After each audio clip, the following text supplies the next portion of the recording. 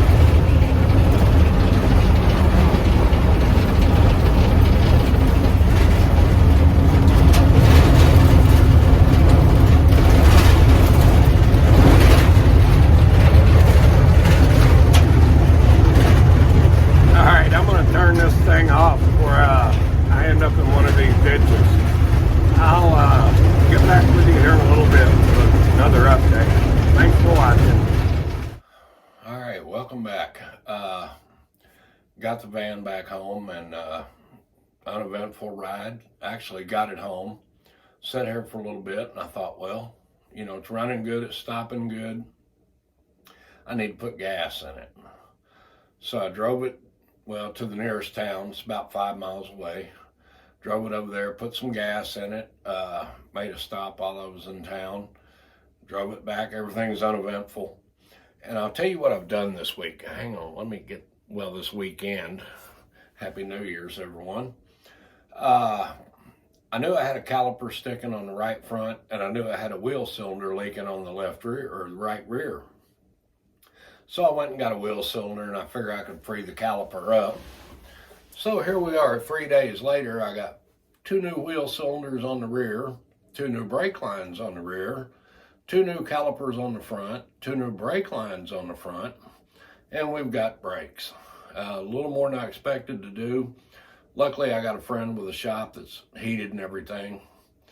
Got that done, then brought it home this morning. As far as the inside goes, I don't remember what I had in the last video, but I'll show you what I did if I can do this without tearing up something.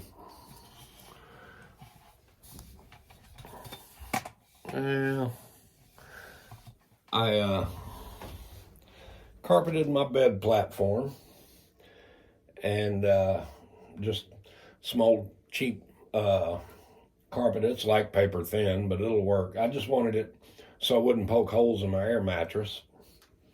Then over here, of course, I got the shelf with the stove. I think everybody's seen that. A friend of mine gave me this wicker basket right here. Said, you can use this for dirty clothes. I said, hell, I can use that for a garbage can. And, well, those 2 totes there, part of that stuff is going to go over here in this little plastic See the little plastic shelf there? I think I'm in the light. Lighting's kind of bad in here. But I picked up that little plastic shelf at Goodwill the other day. Thought that'd be perfect. I can put my dish towels, my silverware, stuff like that in there. Cooking utensils. And got my, I don't know if you can see it. Probably not. Let me see if I can turn on another light.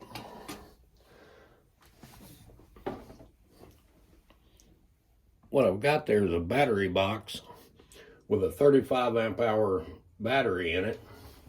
And it's got 2 USBs and a 12 volt outlet on it. So that'll charge my camera stuff and whatever.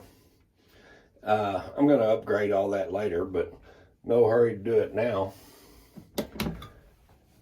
And let's see, what else have I done?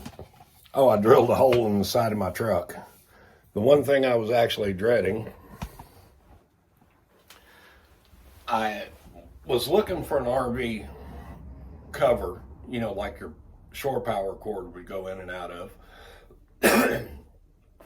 Couldn't find one, but what I did find was a waterproof box at Lowe's or Home Depot, one of them, that you can raise the cover, you know, and pull your cord out or push it in, and then put it back down and it'll actually lock. So I broke down and bored a hole in the side of the truck. It's underneath the bed platform, and I've got an inverter that I'm going to hook to this battery, and I've also got a charger for the battery, so if I do get close to shore power, I can just recharge the battery and be good with it. Or I can recharge it while I'm running down the road using the inverter on my, you know, truck battery. So other than that, nothing else new. Oh, I did, while I was at Harbor Freight, I picked up 2 packing blankets. They had some black ones. They were, I think, 3 foot by 6 foot, a little over 6 foot. So I got a little cheap grommet kit and poked holes on them and put the grommets in there and just used wire ties for now. I didn't have any curtain rod hooks or anything like that. So I just put wire ties up there, piece of 1/2 inch conduit on each side.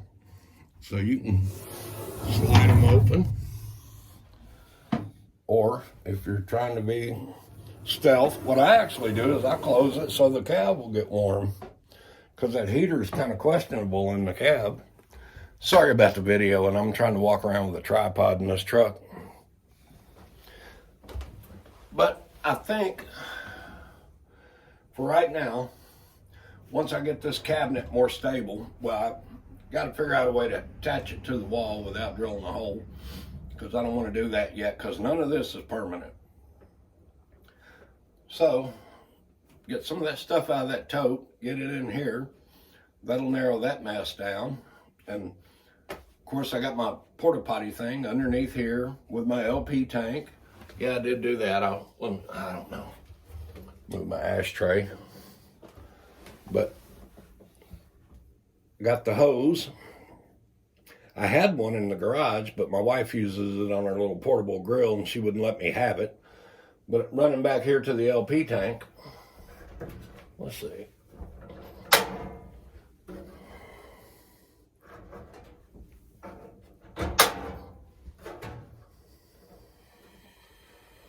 So, I am ready to cook. Except I don't have no groceries. Anyway, got tags and insurance, got the brakes working. Went on a little short road trip. I've probably put 15 miles, well, no, 10.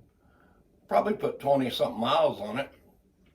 Still need 4 tires. These tires are weather checked.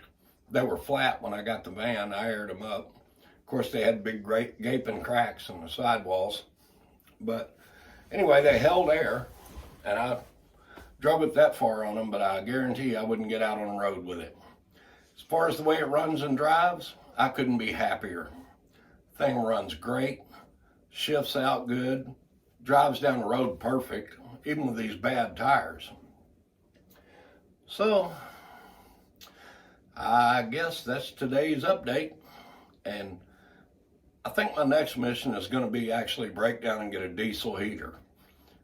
Because the Ozark Trail heater, and I have another, it's a Buddy heater, but it's not like a Mr. Buddy or a Little Buddy. It actually goes on top of an LP cylinder.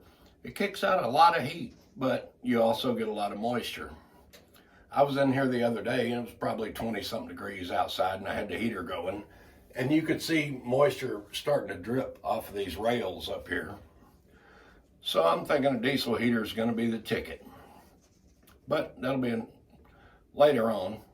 So other than that, all I need to do is bring my sleeping bag out of the basement and hit the road. I think. We'll see. Thanks for watching.